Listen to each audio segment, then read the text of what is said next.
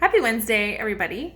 So this past Sunday in church, we talked about the story of Jesus walking on water, and I wanted to share it with you because it's one of my favorites. So Jesus has just fed the 5,000 and sends his disciples out on a boat and says, go to the other side. And he goes up on a mountain to pray. But during the middle of the night, there comes a super big storm, lots of wind, lots of rain, a lot of big waves. And so the disciples are a little bit freaked out. And in the early hours of the morning, Jesus walks on the water towards them. That's how he gets out to them, of course. He doesn't get a boat, he walks on the water.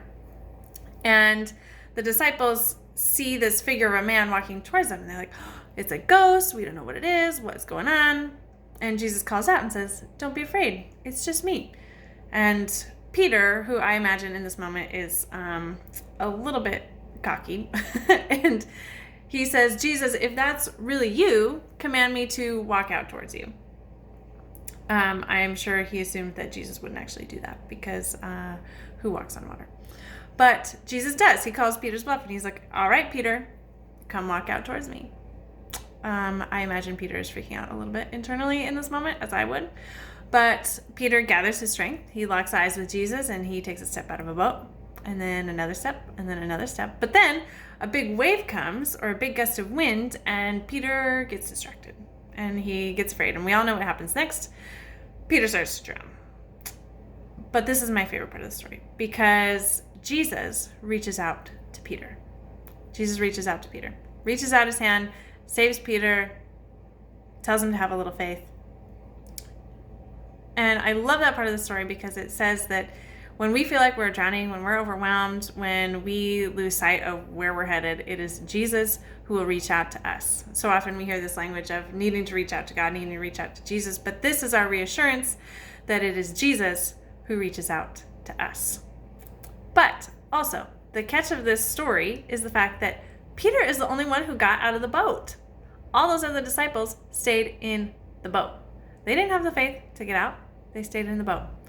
And there's a book, and the title of the book is called, In Order to Walk on Water, You Have to Get Out of the Boat. During Lent, we talk a lot about the temptations that we face. The story that Lent is based off of is Jesus going out into the wilderness for 40 days and 40 nights, where he's tempted.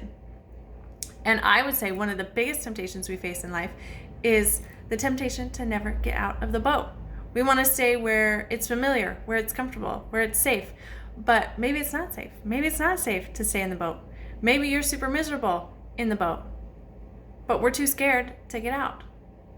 And so this story is our reminder that in order to walk on water, we have to get out of the boat. We have to have the faith to get out of the boat and trust that when the wind blows, when the waves come, if we get distracted, because obviously we lose faith all the time because we're human, it is Jesus who will reach out to us. It is Jesus, when we feel like we're drowning, he knows we at least have the faith to get out of the boat, and he will grab us. He will save us and journey the rest of the way with us and remind us to have faith. So if you find yourself in a position where you know you need to get out of the boat, but you're a little scared, have faith. Step out of the boat, make that decision, take that leap, and go. And know that Jesus has got you the whole time. Have a great Wednesday and a great rest of your week. Bye.